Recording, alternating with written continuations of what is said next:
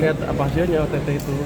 Kalau emang orang pajak dan bea cukai ada yang bersalah ya harus ditindak secara hukum sesuai dengan peraturan yang berada. Tapi gini, saya tidak akan melepaskan anak buah saya sendirian begitu aja, kan akan ada pendampingan hukum dari Departemen Keuangan, tapi tidak dalam bentuk intervensi hukum. Kan itu justru merupakan titik masuk untuk memperbaiki bea pajak dan bea cukai sekaligus. Kemarin kan bea cukai udah saya break, dan yang dapat yang dipinggirkan udah terdeteksi emang sebelumnya emang ada sesuatu yang aneh di situ. Tapi berita terkini pemberantasan korupsi pajak. Menteri Keuangan Purbaya Yudi Sadewa menyatakan komitmennya mendukung penuh penegakan hukum dan pemberantasan korupsi di lingkungan Kementerian Keuangan, menyusul operasi tangkap tangan yang dilakukan KPK terhadap oknum pegawai Direktorat Jenderal Pajak dan Direktorat Jenderal Bea dan Cukai. Menteri Keuangan Purbaya Yudi Sadewa menegaskan, setiap pegawai yang terbukti melanggar hukum akan diproses sesuai ketentuan perundang-undangan yang berlaku. Ya biar saja kita lihat apa hasilnya OTT itu. Kalau memang orang pajak dan bea cukai ada yang merasa salah, ya harus ditindak secara hukum sesuai dengan peraturan undang-undang yang berlaku, ujarnya kepada wartawan. Namun, sang menteri juga menambahkan bahwa Kementerian Keuangan tidak akan meninggalkan anak buahnya. Saya tidak akan melepaskan anak buah saya sendirian begitu saja. Akan ada pendampingan hukum dari Departemen Keuangan, tapi tidak dalam bentuk intervensi hukum.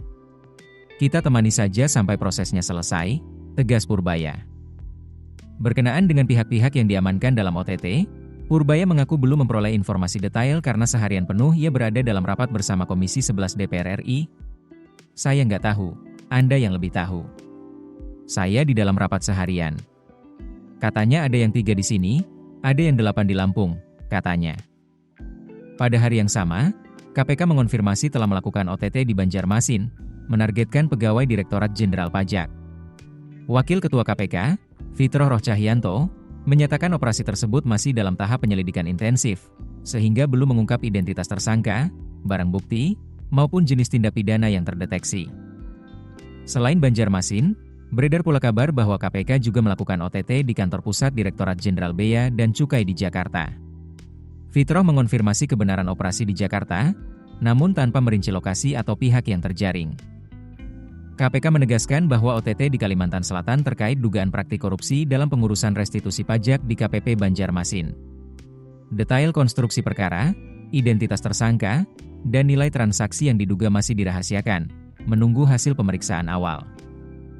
Dengan demikian, publik dapat menantikan perkembangan selanjutnya dari KPK, sementara Kementerian Keuangan tetap berjanji memberikan pendampingan hukum tanpa intervensi, memastikan proses hukum berjalan adil dan transparan. Keputusan bisnis terbaik datang dari data, bukan tebakan. Mudah berlangganan Business Insight dengan subscribe with Google.